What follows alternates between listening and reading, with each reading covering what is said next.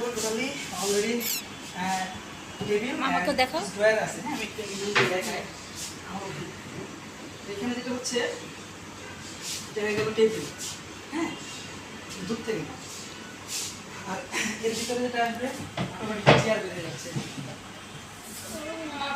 Chair চলে আসলো, চেয়ারটা এখানে চেয়ার অ্যান্ড তিনটা ড্রয়ার,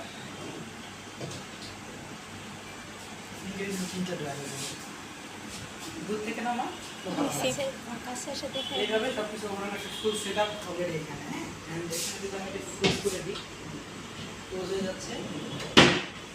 আর এটা শিফট হয়ে ভিতরে চলে যাবে।